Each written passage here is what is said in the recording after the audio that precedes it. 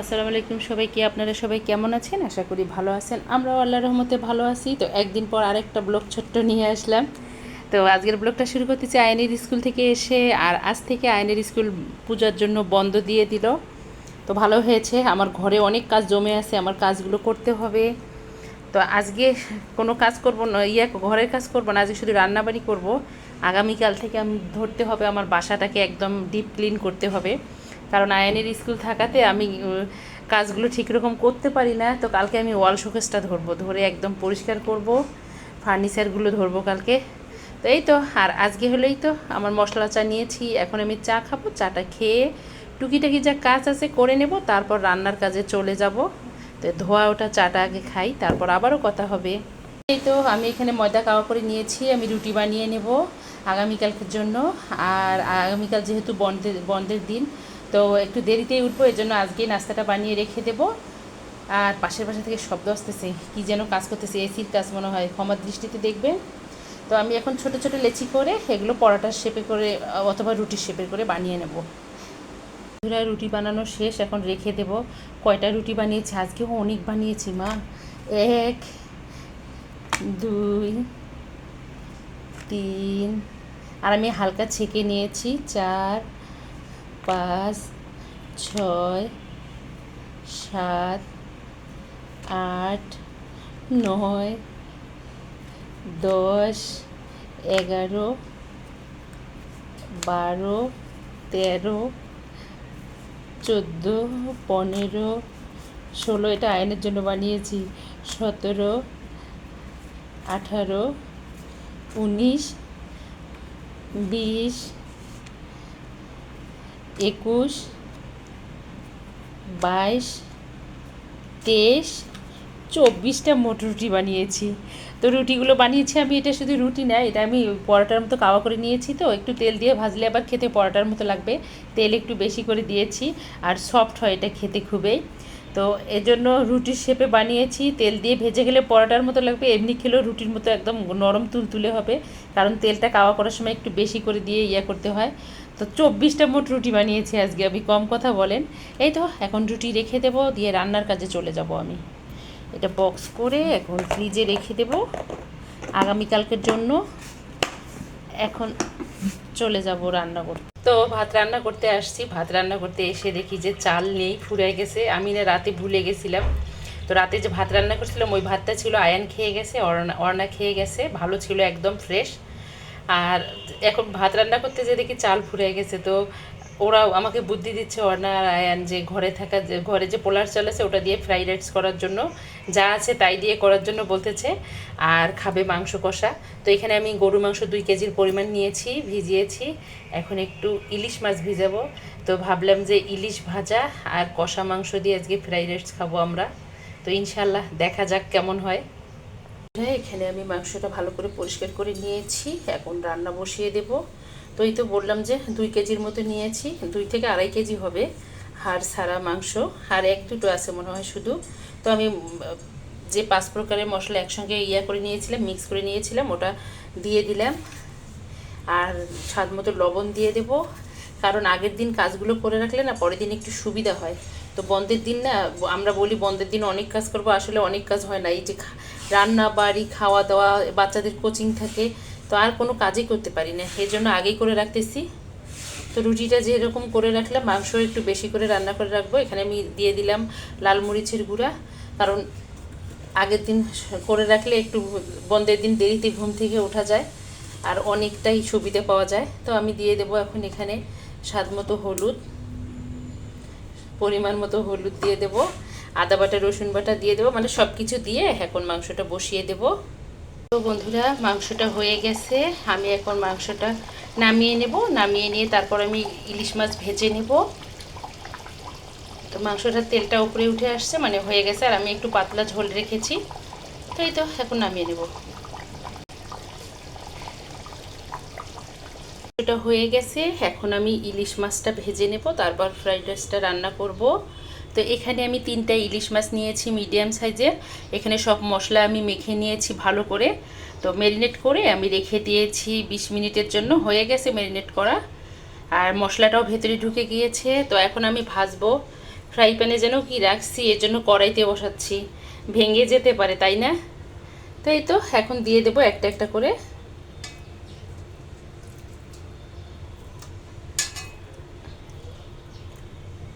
বিসমিল্লাহ। তো আমি আস্তেও ইলিশ মাছগুলো ভেজে নেব। এখান থেকে বাচ্চারা ভেঙে ভেঙে খাবে, ওরা খাবে না, ওর বাবা আর আমি খাবো।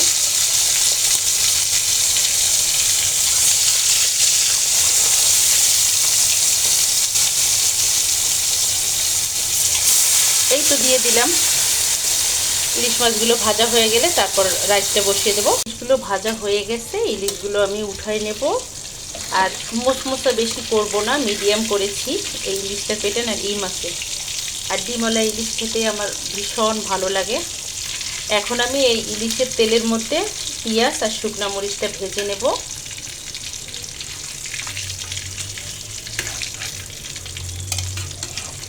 আরে ইলিশের সাথে তো আমি যুদ্ধ করতেছি মনে হচ্ছে।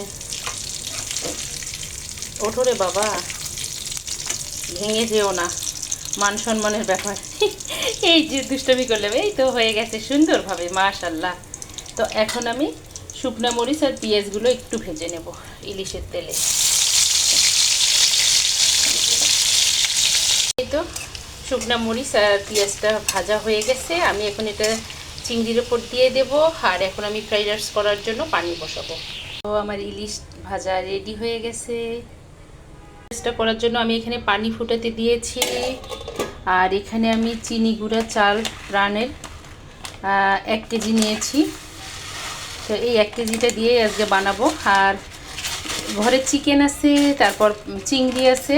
তো চিংড়িটা দিলে ইয়া হবে, ফ্রাইড রাইসে দিলে আয়ানের অ্যালার্জি, তো এখন অসুস্থ আছে, দেব না। আর চিকেনটাও খেতে চাচ্ছে না আয়ান, তো এর জন্য শুধু সবজি দিয়ে করব এটা, ডিম দিয়ে। আজকে চিকেন আর চিংড়ি একটাও দেব না। তো এটা এখন ভালো করে ধুয়ে নেব। এখানে লবণ দিয়ে দিচ্ছি পরিমাণ মতো, তেল দিয়ে দিয়েছি, লবণ দিয়েছি। আমি এখন চালটা দিয়ে দেব।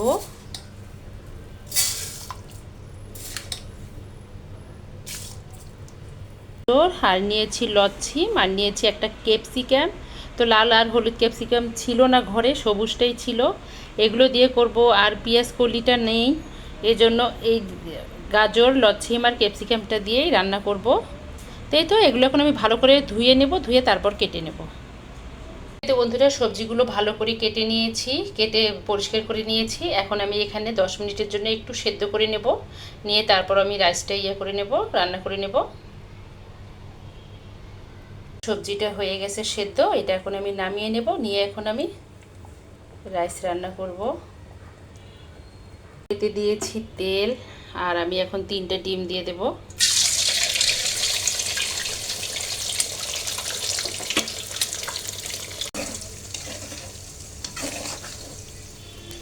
ডিমটা তুলে নিয়েছি, এখন আমি দিয়ে দিলাম কাঁচামরিচ আর পেঁয়াজ। কাঁচামরিচ পেঁয়াজটা ভাজা হয়ে গেলে আমি সবজিগুলো দিয়ে দেব। হয়ে গেছে, বেশি ভাজবো না, এখন আমি সবজিগুলো দিয়ে দেব।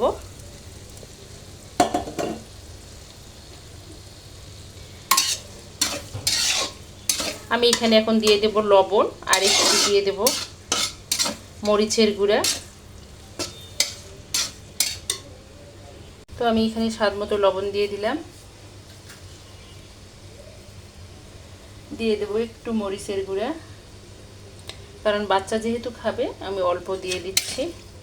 এটাকে ভালো করে আরেকটু ভেজে নেব, নিয়ে তারপরে আমি চালটা দিয়ে দেব আর ডিম দিয়ে দেব সাথে।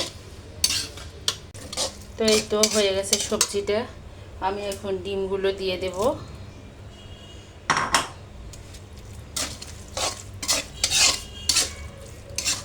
তো হয়ে গেছে, আমি এখন রাইসগুলো দিয়ে দেব। সবগুলো একে একে রাইস দিয়ে ভালো করে আমি নেড়ে নেব। এখন আমরা খাবো দুপুরের খাবার ইনশাল্লাহ। তো অনেক সুন্দর হয়েছে দেখতে, কালারফুল হয়েছে, ক্যামেরায় কেমন আসছে জানি না, তবে খুব সুন্দর হয়েছে। আর আমি একটু হালকা নরম করে নিয়েছি, কারণ আয়ান নরম খেতে ভালোবাসে, ওর বাবাও নরম খায়, এজন্য।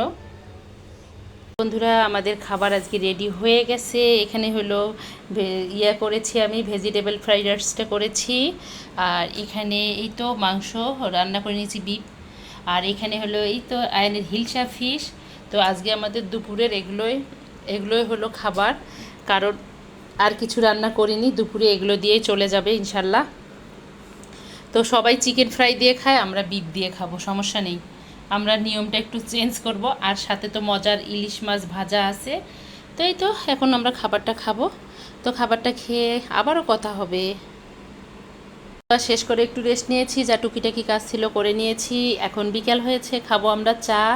তো এই তো মশলা চা নিয়েছি, যেহেতু সবারই আমাদের ঠান্ডা লেগে গেছে, এর জন্য মশলা চা খাবো। এখানে এলাচ, আদা, লবণ আছে, আরও মশলা আছে। তো এগুলো দিয়ে করেছি আর কি। আর এখানে গরম গরম সিঙ্গারা, আর এখানে নিয়েছি আঙুর। তো এগুলো হলো আজকে আমাদের বিকেলের নাস্তা। তো প্রতিদিনের মতো নাস্তা খেতে খেতে বিদায় নেব। আমার এই ভিডিওটা যদি দেখতে দেখতে কোনো বন্ধুর ভালো লেগে থাকে, প্লিজ আমার চ্যানেলটাকে সাবস্ক্রাইব করবেন, অর্ণাস মমের সঙ্গে থাকবেন, লাইক কমেন্ট শেয়ার করবেন। সবাইয়ের জন্য শুভ কামনা, সবাই ভালো থাকবেন, সুস্থ থাকবেন, এই দোয়া করি। আর সকালবেলা একটা কথা বলছিলাম যে আজকে থেকে স্কুল থেকে আসার পর, মানে শুক্র শনি তো এমনি সরকারি বন্ধ, রোববার থেকে পূজার বন্ধ। তো মিষ্টি মিষ্টি দিদি ভাইদের পূজা কেমন কাটতেছে আর পূজার কেনাকাটা কেমন হয়েছে কমেন্টে জানাবেন।